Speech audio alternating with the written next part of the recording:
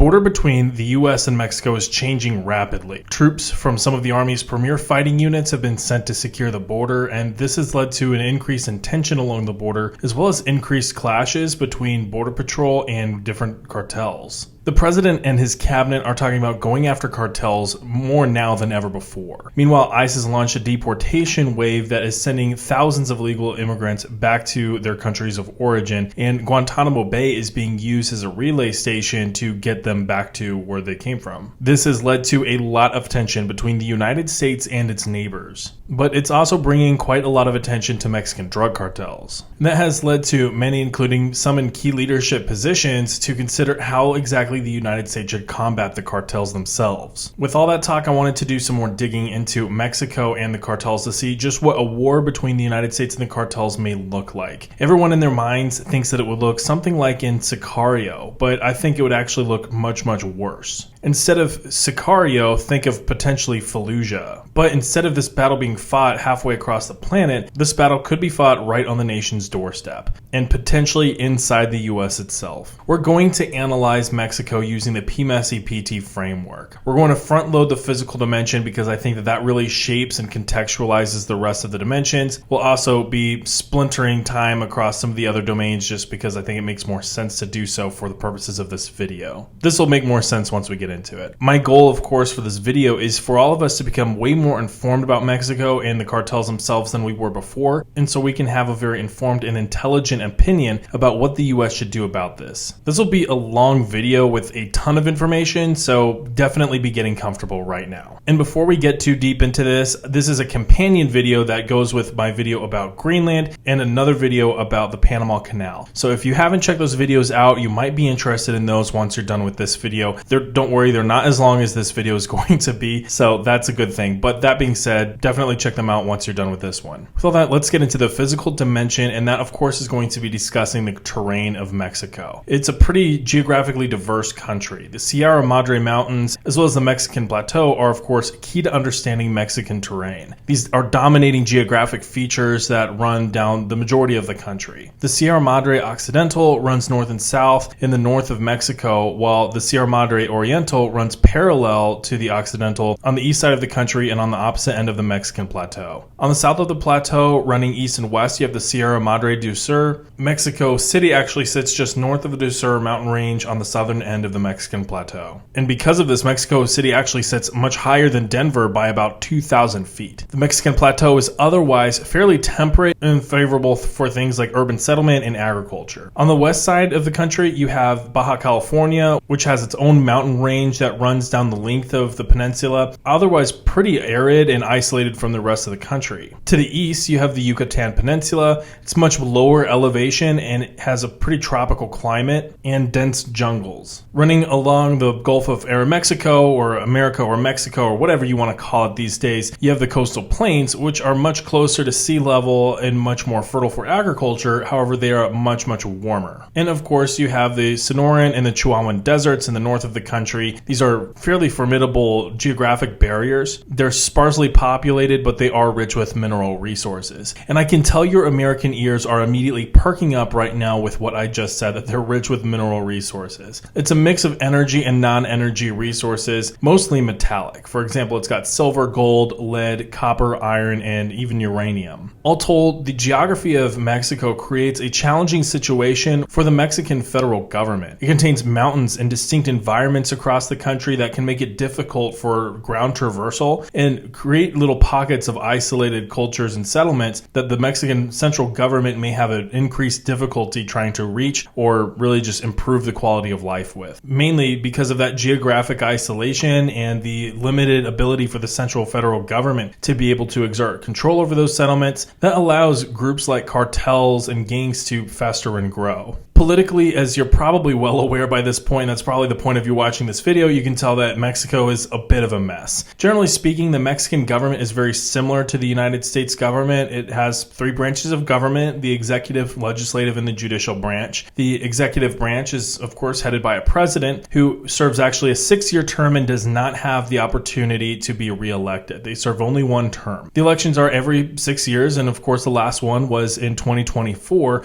when Claudia Scheinbaum won won a sweeping set of victories for her party, not only winning the executive branch, but also winning a large portion of the Mexican Congress. Oddly enough, there is no vice president role, so if for whatever the reason the president is unable to perform their duties, Congress will then select a successor to serve out the remainder of the term. The legislative branch is like also in the United States, it is a bicameral Congress. You have the Chamber of Deputies, which has 500 representatives elected through either direct votes or through proportional representation. The Senate has 128 members and is elected every 6 years alongside the president. Every state plus Mexico City gets 3 representatives in addition and additional seats as assigned for proportional representation. And believe it or not, their Congress does have term limits, which what an idea. That's crazy, right? For instance, they can only serve up to 12 years in Congress, and then they have to go find another job. Mexico also, of course, has the judicial branch, which is led by the Supreme Court of Mexico. It has 11 judges that are appointed by the president and approved by the Senate, with lower courts that, of course, feed into the Supreme Court. Now, with the baseline established for how their political system works, they are, of course, right now a multi-party system. However, that has changed in recent years, and there's concerns that might change again. For much of the 20th century, elections were dominated by the Industrial Revolutionary Party, or the PRI. The PRI still exists. It is center-right to right-wing. However, they have kind of swung left to right based on political convenience in order to maintain control of the country. They're known in Mexico for election rigging, corruption, and clientelism. And this party has numerous controversies for making power deals with cartels in exchange for peace. Recently, however, a new player has emerged within Mexican politics, and this party has been a force since being introduced. This, of course, is the newer and left-wing national regeneration movement nicknamed Morena. Founded in 2014 by former Mexican President Andrés Manuel López Obrador, nicknamed AMLO. He was the last president before this last series of elections in Mexico, serving from 2018 to 2024. It was expected that this party would fall apart after AMLO left the presidency. However, Morena won a significant political victory, not only winning the presidency with Claudia Scheinbaum taking office, but also winning large portions of Congress. Needless to say, rumors of Morena's demise were greatly exaggerated, and now Morena is positioned to consolidate even more political power within Mexico, and that has led to concerns that Morena may attempt to really take more power in Mexico and become the one-party rule in the future. Now, aside from the PRI and Morena, you also have the PAN, or the National Action Party. This is a center-right to right-wing party as well, and this is also very old. While the PRI had been around since the very early 1900s, the PAN has been around since 1939. They briefly competed with the PRI at the beginning of the 2000s whenever the PRI ended its one-party rule. However, they have since fallen by the wayside due to numerous corruption scandals. They formed an alliance with the PRI during the last series of elections throughout 2024 against AMLO's Morena party. However, they were beaten rather badly due to some pretty unforced errors and own goals. For example, the PAN actually tweeted out during the election about how the alliance between PAN and PRI had been auctioning off political positions and ambassadorships. Needless to say, that's quite illegal and immoral. So people were not thrilled with that. So for now, Morena is the most powerful party to track, and it is the biggest party in Mexico.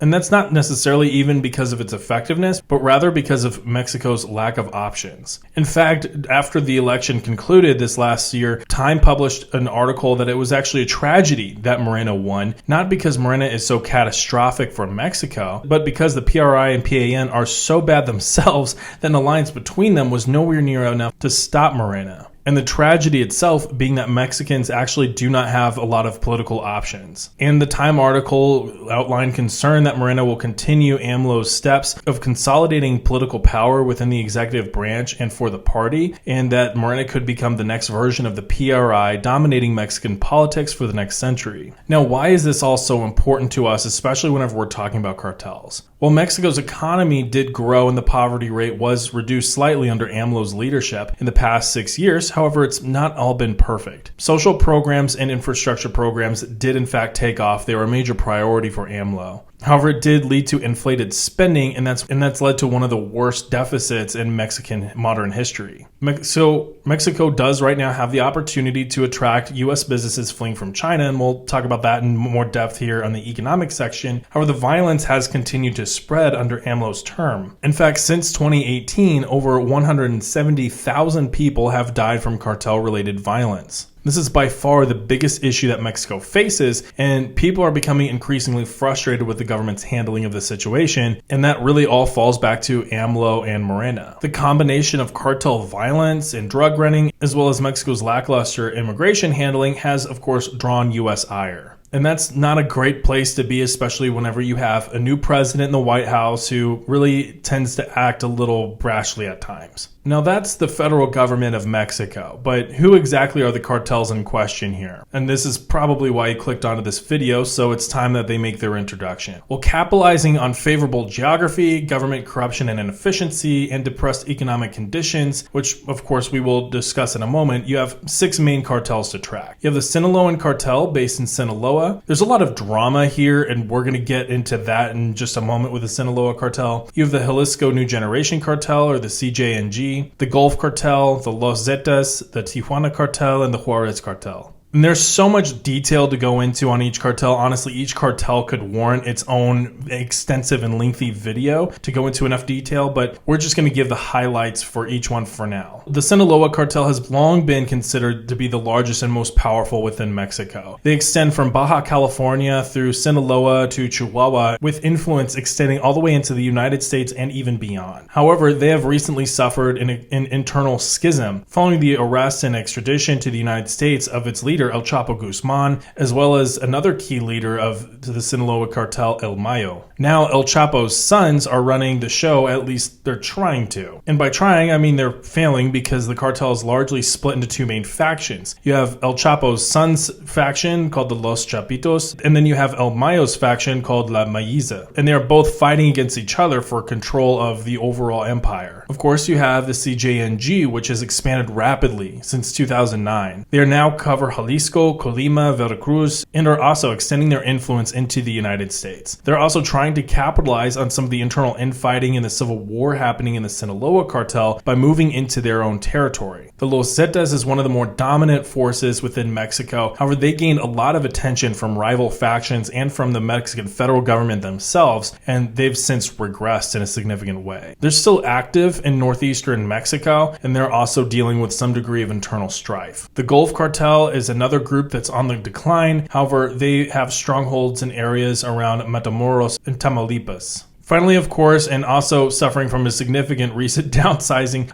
you have the Juarez cartel, which is centered in, well, you probably guessed it, Juarez. They've also been subject to a lot of targeting from rivals, and they're also focused on exploiting the Sinaloa cartel's recent civil war. Now, why is there so much infighting between these cartels? Well, unlike, a traditional corporate infrastructure, or maybe you'll have like a CEO at the head, or, a traditional military infrastructure where you have, your commander, the cartels kind of insulate from one person taking control of the whole thing, and if that person gets arrested or killed, then the whole thing falls apart. They insulate themselves from that by really having what would be better described as like a board, or like kind of a cabinet of individuals that have equal leadership. Now, the problem with that is that if you have a senior leader who goes away somehow, then all the people beneath them start to infight for power. So they're actually skipping that step, and they're just going straight to the part where everybody fights for power within an equally shared, a distribution of power. So while arresting a senior leader like, say, El Chapo Guzman or El Mayo may not, shatter the entire Sinaloa cartel, for example, they're already going to be having some level of internal tension because everybody has equal power. So it's just more of a politically fraught kind of environment within the leadership of these cartels. Now, as you can see, the cartels control a pretty large portion of Mexico. And my caveat to this control map is that it's not exactly perfect. The military still can enter into these controlled areas and do things. However, there are certainly some neighborhoods that they're going to have a lot of problems entering into unless they're prepared for and expecting a fight. Think of the territory control map as not necessarily being full control, like, say, the control maps that we show in some of the Ukraine videos,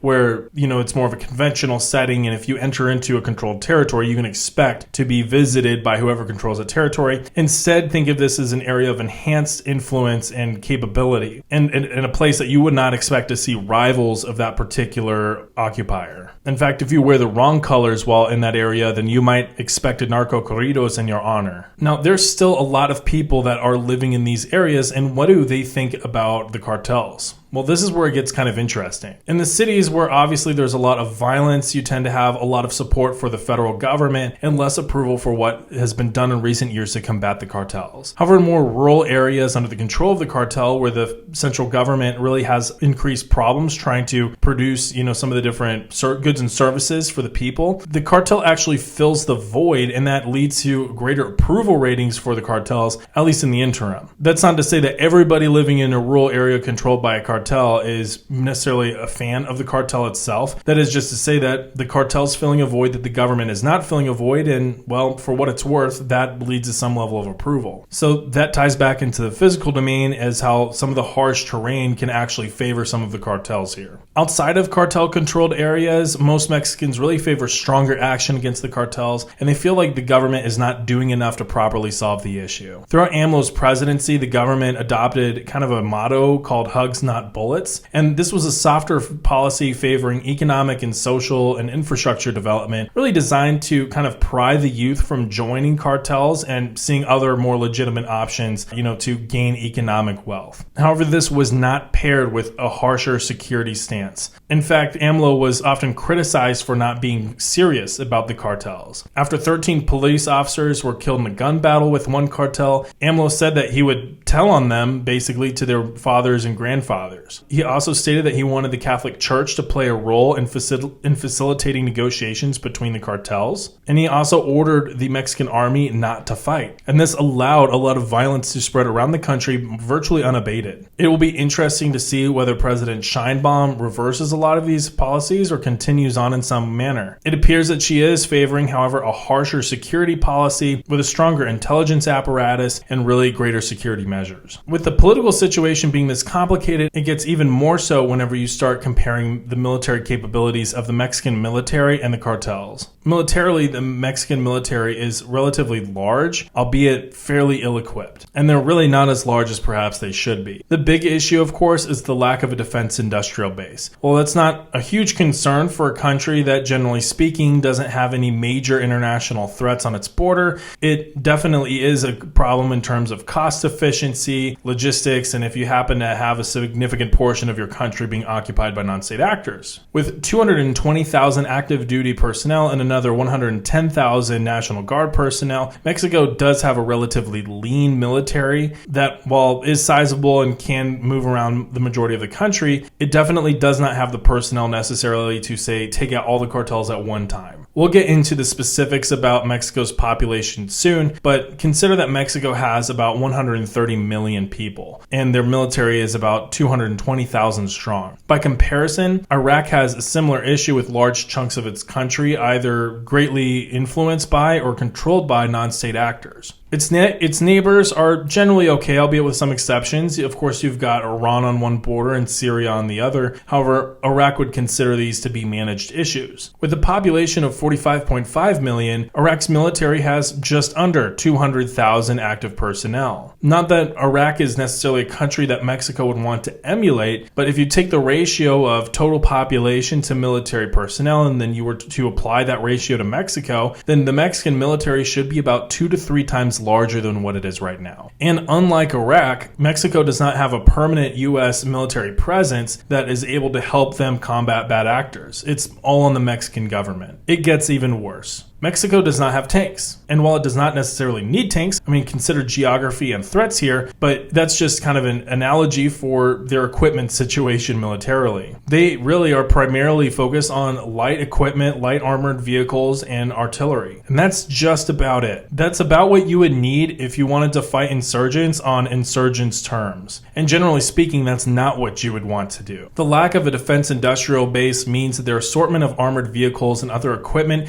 is pretty eclectic and from a collection of other countries like the United States, Russia, Germany, Italy, Israel in some cases, France. It also includes the very serious use of pickup trucks as a form of infantry transportation. This is common in poor countries, but it's not ideal if you don't want your infantry to die. Mexico's Air Force is also pitiful. It has a lot of cargo aircraft and other types of support aircraft. However, in terms of combat aircraft, it really only has the F-5 and the PC-7. The F-5 is a very old airframe, and it's really mainly used for training, and Mexico only has 8 of these anyway. The PC-7 is better for kind of urban air support and light attack, and out of the 63 that Mexico has, 30 of them are used for training. Well, okay, but their threats are relatively minor. I mean, all they have is Cartels, so attack helicopters would probably be like a better option in terms of close air support, right? Yeah, but they don't even have those either. They have an assortment of transportation aircraft, whether it's several models that say a news outlet in the United States operates, or a blend of US and Russian aircraft. In fact, their Navy is honestly the only branch that in terms of equipment, in this case ships, I feel matches my expectations for Mexico. Mexico has 2 extensive coastlines and 2 massive oceans,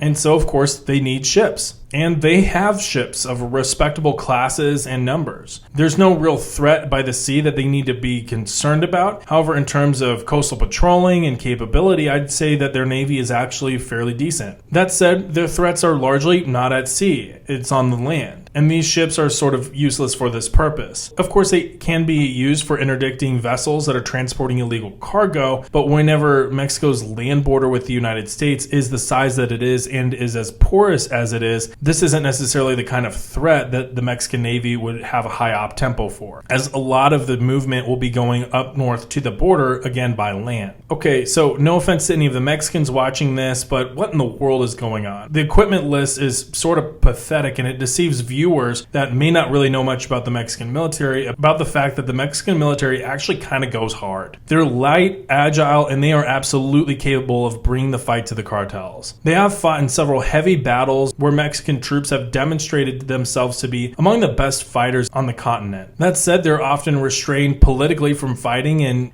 even if they were let loose, their light capabilities and their force size may not be able to match the kind of threat that they're facing and be able to inflict the kind of damage on the cartels that they would like to. Lighter vehicles with the lack of close air support, namely in the form of attack helicopters, is, in my opinion, a very serious issue, especially when dealing with a group like a cartel that you could kind of pair up as a insurgent group. And it puts the lives of these highly trained soldiers at risk. And it gives the cartels a mulligan where they should not be given one. Now, I thought whenever I was doing my research for this video that surely I'm missing something. Surely this can't be right. Surely there was something I was missing about the Mexican army that was notably better than the cartels and why they're able to keep bringing the fight to the cartels. So I reached out to All Source News with Artorias Tech to get some more information. All Source covers information about the cartels in great detail, and I've followed them for a long time, so I wanted to reach out and get some information from them. All Source basically, to me, put a heavy emphasis on the quality of training for the Mexican military. And while on paper they are fairly well matched between, the cartels and the Mexican military, it's the training that gets Mexican soldiers through gun battles against the cartels and really puts them a tier 2 above the cartels in terms of professionalism and training. So while the cartels themselves, and we'll talk about this more in a moment, are capable of professional fighting and all kinds of other more complex operations, by and large, a lot of their gunmen are untrained and really ill-prepared mentally and physically for an extended gun battle against the military. So I say all of this to say that my biggest gripe with the Mexican military isn't their training or their doctrine or their experience. They've proven themselves on the battlefield. They don't need to prove themselves further. It really is their equipment, and the fact that without the kind of equipment that their fight will demand, they're really putting their troops at heavier risk than what is necessary. Now that's all fine and dandy because they have police, and the police might also be able to help in this situation, right? Well, they're there, but they're also pretty corrupt, especially in areas under cartel control. In fact, it's become a bit of a practice by the Mexican military whenever they're moving into an area under cartel control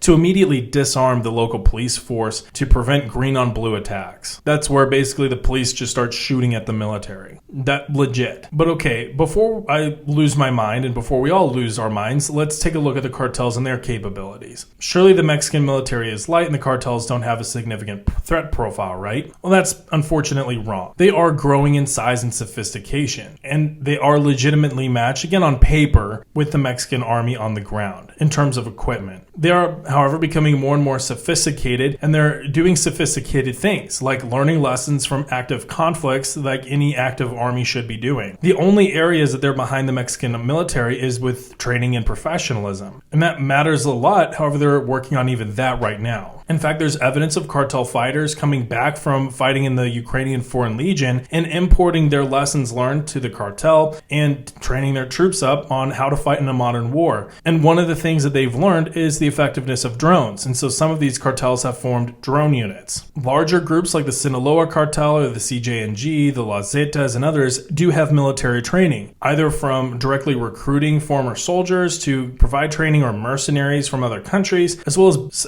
on occasion being former soldiers themselves. They also possess heavier equipment like RPGs, homemade armor trucks, and heavy machine guns. In fact, in terms of equipment, they have legitimate parity with the Mexican military, even outpacing the Mexican army in some areas around key strongholds. In fact, they have the benefit of being able to use civilian clothing to blend into civilian infrastructure to hide themselves, similar to how terrorist groups in the Middle East fight. They'll use hit-and-run tactics when potentially overmatched. However, they're increasingly known to stand their ground and fight in cases where they believe they can actually fight and win against the Mexican army. When fighting each other, this can also include trench warfare and the use of tunnels. They're also extremely capable of armed combat in urban and rural areas, as well as in more complex and sensitive operations, such as operating behind enemy lines with highly specialized troops. Because of this, the cartels are capable of assassinations, bombings, raids, kidnappings, and more. Overall, we've got a situation where the Mexican army, for all of its strengths and bravery and quality of training, is ill-equipped and lacking the political support behind them to bring the kind of fighting that they need to bring to take out the cartels. Meanwhile, the cartels themselves are growing in strength such that, barring a massive surge in arms deals with the Mexican government, the cartels will be able to outmatch the Mexican army in defense of their own territory. Good grief. So that's the military situation, but luckily for us, the economic situation gets even more dire. Yay! Well, on one hand, Mexico has a lot of opportunity. Given the growing U.S. trade crisis with China, it's also facing considerable long-standing challenges. Manufacturing and exports have been one of Mexico's key assets, and that is continuing to grow, at least up to this point. As U.S.-based businesses leave China and seek cheaper and closer to their own home shores locations to build manufacturing plants, Mexico has become a favored destination. With this, auto manufacturing and electronic production, among several other trades,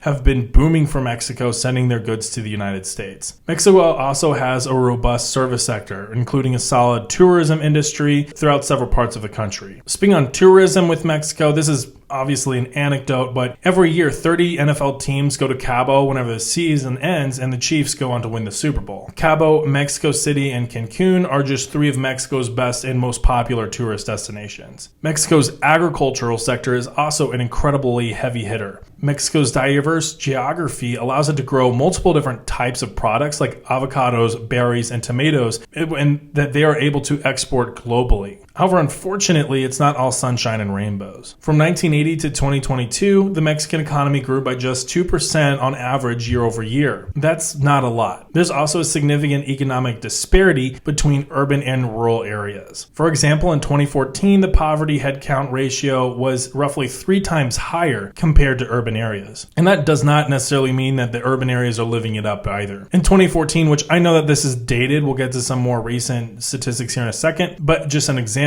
the urban poverty headcount had reached about 50%, meaning that at that time at least, half of Mexico's urban population lived in poverty. In 1996, 32% of Mexicans lived on less than $3.20 a day. However, in 2022, that number has dropped to less than 5%. It's an improvement, however, they still have a long way to go. $3.20 a day is not a lot of money. Inflation and unemployment have been key targets for intervention by the federal government for the past several years. The unemployment rate is north of 2%, while the inflation rate is over 4%. This is not good, but not terrible at all. The youth unemployment rate is over 6% in 2023. And that, combined with the economic disparity between urban and rural areas, gives opportunities for cartels to recruit. While the work is illegal, it pays well, and it actually has some more economic opportunity for people that they're recruiting than some legitimate jobs do. But that's also not to say that the cartels themselves are not involved in legal businesses. On the legal side, larger cartels like the Sinaloan cartel, for example, have moved into agriculture, mining, and retail. Those avocados you had the other day might very well have come from the legitimate subsidiary of the Sinaloan drug cartel. This allows the cartel to launder money and further dominate the economies that they occupy. Mind you, however, these are still large large international drug cartels, they are built on and powered by illegal business. Each cartel obviously is going to be involved in drug trafficking, moving drugs of various types across the border or just north towards, their client base in the United States.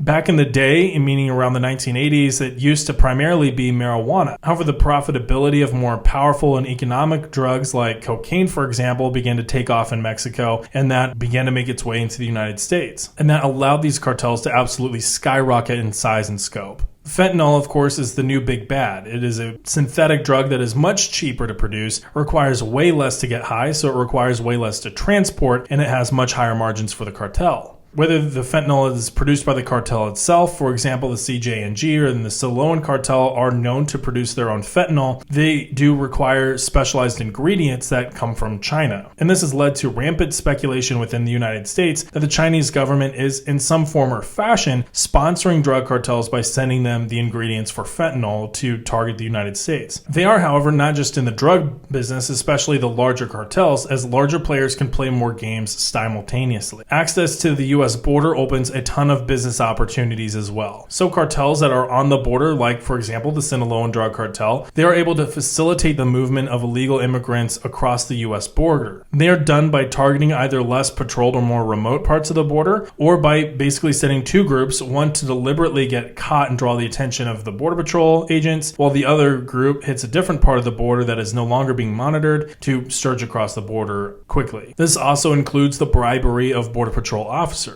Other groups are also known to be involved in things like theft, extortion, smuggling, and kidnappings. Of course, it's 2025 and things are different. Both Mexico and the United States have new presidents, both with new and clashing visions for what exactly to do within their countries and their border. It's not yet known exactly what the economic policies for President Scheinbaum will be and how they will impact the Mexican economy. It's also not known yet what impact that President Trump's 25% tariff will have on Mexico. It may, of course, incentivize a lot of U.S. manufacturers that are moving to Mexico to go elsewhere or even go back to the U.S., which would have a significant and problematic effect on the Mexican economy. Even with them staying, the impact of tariffs could have a significant impact on the Mexican economy, and even for the United States economy, considering that Mexico is America's largest trade partner. Of course, decreased economic conditions and worsening economic conditions will just force more people into the cartels, so that's not a good thing at all. Now, let's look at the social makeup of Mexico and get any sort of reprieve here. And luckily, I think that there is something here. Mexico has around 130 people, and it's a pretty young population at that. About 75% of the population is under the age of 44, with 90% of the population being under the age of 60. It's also a pretty relatively well-balanced population between males and females. Ethnically speaking, Mexico is 62% mestizo, which is a mix between Spanish and indigenous heritage, and about 21% predominantly indigenous. 10% of Mexicans are other, mostly European heritage, with a lot of those being Spanish, German, British, Italian, Irish, and others. Roughly 76% of Mexicans live in urban areas like around Mexico City or other major cities. Mexico City, for example, is home to 9.2 million people, while the metro area around Mexico City is home to about 21.8 people as of 2020. It is, of course, the biggest city in North America. A significant share of the population lives around central Mexico, especially to the south of the Mexican plateau and along the Sierra Madre del Sur range. With the cartels controlling around a third of Mexico, it's not exactly known in terms of numbers how many people live in cartel-controlled areas. But with cartels controlling around a third of Mexico, it can be inferred that around 42 million people may live in or around cartel-controlled areas. Now that's a lot, though again, remember that the federal government is still there. There is just a strong and notable cartel presence. And with that, it's estimated that just south of 200,000 people work for the cartels in Mexico. And that's quite a lot. Consider that they're not all united, and the vast majority of them work on the business side, and they're not sicarios or fighters. Mexico also has a significant immigration problem. Whether it's Mexicans fed up with the corruption, the violence, and the economic disparity, or it's folks south of Mexico working their way up through Mexico to get to the United States. In 2023, U.S. Border Patrol recorded around 1.5 million encounters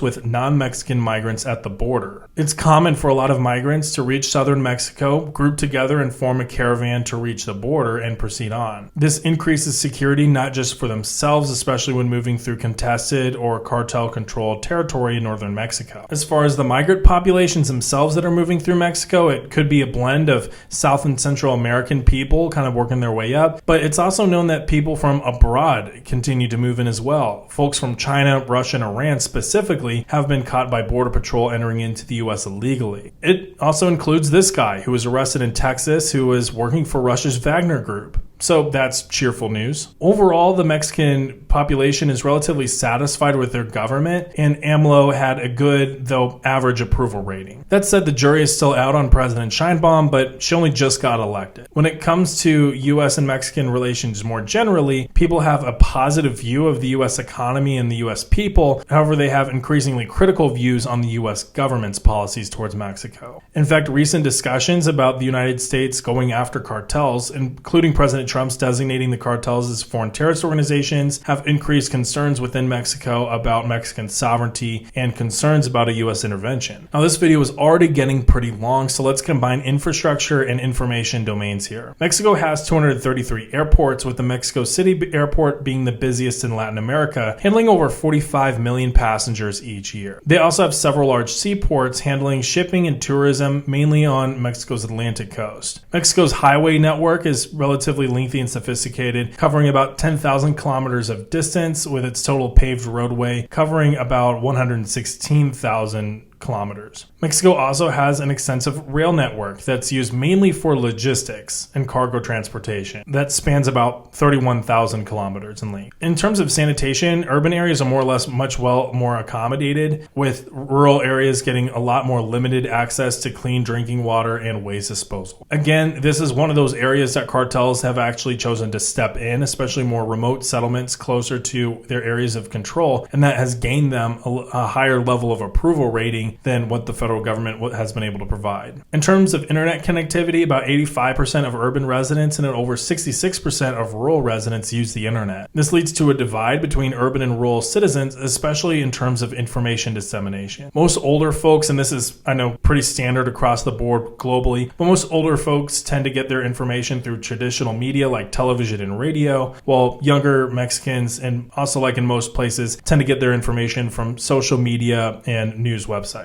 Cartels themselves have managed to use social media as a means to recruit individuals, as well as a way to disseminate information in their form of propaganda. Whether it's generic social media posts making themselves look cool with guns, or things like narco corridos, they've been able to appeal to the youth in a large way on social media, not just trying to get them to join the cartel, or if they're down on their luck, giving them some sort of an economic opportunity to change their situation. This, unfortunately, is not something that the Mexican government has had a lot of success in countering, at least online. Of course, the Mexican federal government's hope is that the increase in economic and social opportunity will be good enough to counter the propaganda. However, it's an uphill battle even just trying to do that. Okay, good Lord, we've just spent a lot of time learning about Mexico and the cartels. So is it a good idea at all for the U.S. to intervene in Mexico and to destroy the cartels? After all, Sicario made it look cool. And better yet, we just got out of this really long-term and abusive relationship in the Middle East with fighting terrorism, so we now know a thing or two about fighting non-state actors on foreign soil.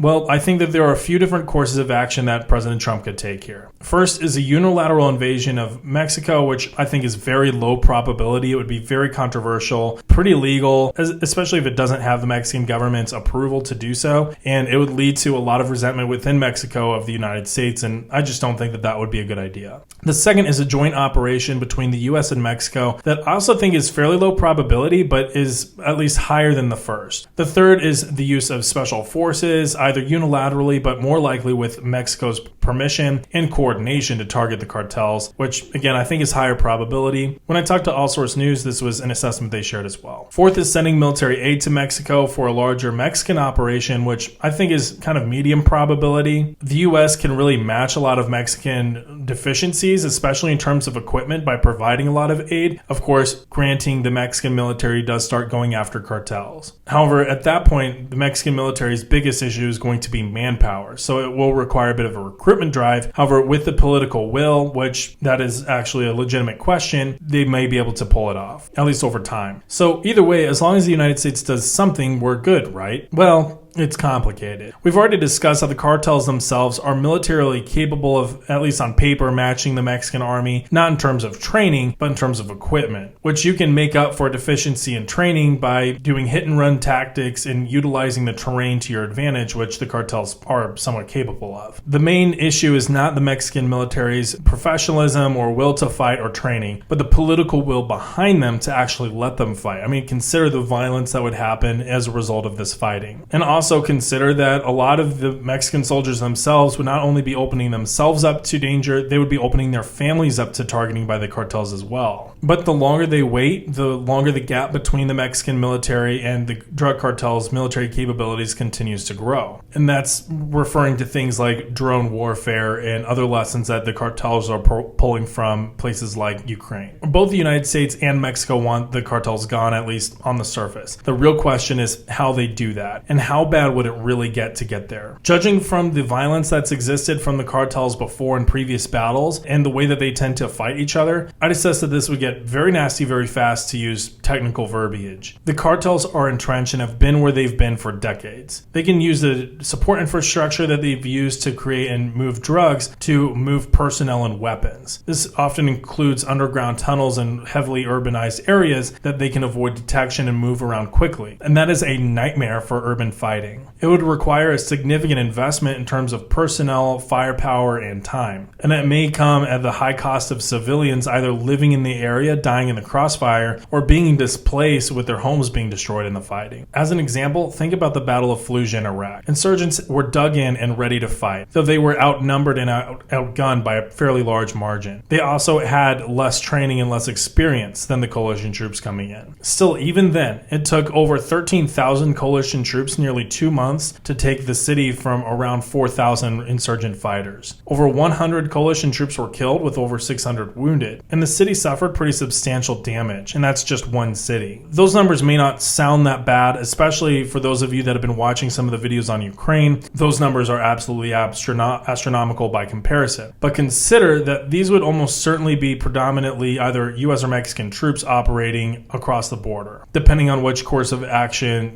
Trump and Mexico choose to take here. This action would likely not be popular, especially for folks that are going to be impacted by this fighting in that town, losing their homes to the fighting when before at least they had a home. Even if the cartel was around, they weren't directly impacted in that way. The more infrastructure that is destroyed, the more people will feel angry at either the United States, depending on its role, or the Mexican government, depending on its role, the more that they may be willing to support the drug cartel. Even if they aren't willing to support the cartel, the United States will not be doing itself any favors unless we're letting the Mexicans take the lead and we enable them to fight by augmenting them with key capabilities like heavy equipment and air power. That, of course, is at a much lower cost to the United States, but it allows the Mexican government politically to save some face here. The cartels themselves, they're not like Al-Qaeda. They exist to make money, not die for God. When faced with certain death, they're probably going to just choose to surrender and not fight to the death. So that fight may not necessarily be as costly as, say, the Battle of Fallujah was. However, it only takes one group to decide that they're fighting against either American interventionism or appeal in some way to Mexicans that they are the ones standing in the breach to defend Mexican sovereignty or Mexican freedom. If the Mexican government is not aligned with the United States in some way in this operation, which is a significant risk to the Mexican government, and especially if the U.S. decides to act unilaterally here against the cartels in force, then the narrative could slide even more in favor of the cartel. This would require a significant investment on America's end to combat that narrative. And it may still have issues given a lot of the Mexicans just don't want to hear it from us. They should be hearing anything countering disinformation from their own government. Legally speaking, it would also be challenging if the U.S. did choose to take a more heavy-handed approach. Again, this would be U.S. troops operating probably unilaterally and illegally on Mexican soil. Again, assuming the Mexican government doesn't allow us to go in through some sort of an arrangement. However, the United States typically works at the invitation of the host nation, and in that case, this would be Mexico. If the Mexican government doesn't give us permission to enter into the country, which they'd have to have their arm twisted to do so, Mexico, then it would be pretty illegal. It would also make the refugee crisis in Mexico a lot worse. You've already got well over 1 million people in Mexico flocking to the US border. Kicking off a massive war along the border where some of the largest Mexican drug cartels exist will send a lot of those folks further south, but it will also send a new wave of refugees, of people that lived along the border, either north towards the border away from the fighting or further south into Mexico. The central and southern Mexico are ill-equipped infrastructure-wise to accommodate massive amounts of transient people like that. This would compound the economic and social crisis within Mexico even more than it already is. That said, Trump has some leverage to get something done here. Tariffs is certainly one way. Beefing up military presence on the border is certainly another. Overall, increasing pressure on the Mexican government to handle this themselves should be the main goal here. However, the handle it part does unfortunately require massive amounts of violence, and the only way it can be done quicker is, and with less loss, is with US assistance. If it's between the Mexican army and the cartels alone, it'll be a bloodbath. There has to be overwhelming force first to deter cartels from fighting in the first place, and instead choose to surrender. And for those that do choose to fight, that fight be as quick and painless as possible. Having said that, none of this is easy, and to be honest, I'm making a lot of assumptions here. I'm assuming that Trump and his staff are genuine in their desire to target the cartels, and I'm also assuming that if given the chance, they would actually take those opportunities. I'm also assuming that the Mexican government would be willing at all to play ball with the United States. These are a lot of key assumptions, and typically it's not a good thing to make a lot of assumptions, so I'm going to go ahead and stop here. We know that the cartels are powerful and highly unpopular. We know that to get rid of them, it will likely require even more violence. Think of the cartels as like a tumor. You have to cut the tumor out, and then you have to hammer the area with a lot of radiation to keep anything from growing back. Mexico has the radiation. At least they've been trying to use that radiation with economic and social initiatives. However, what's left is the violence of cutting the tumor out. Whether Mexico is actually even capable of something like that, I'll let you determine for yourself and put in the comments. However, we do know that the US is capable of cutting out tumors, but it's like involuntarily cutting the tumor out of somebody else. They probably will not like it at all. So with that, let me know what you think about all of this down below. We've just covered a lot of territory and covered a lot of information in this video. So I want to hear what your thoughts are about all of this in the video comments. Note that this, again, is a companion video for other videos that I've made about Trump's recent foreign policy statements. The first one was on Greenland, and the second one was on the Panama Canal. Let me know what you think about these kinds of videos and if you want to see more like them in the future. Of course, like if this video was helpful or informative, and it really helps this video reach new audiences. And subscribe for more analysis like this in the future. With all that, I'll see y'all later.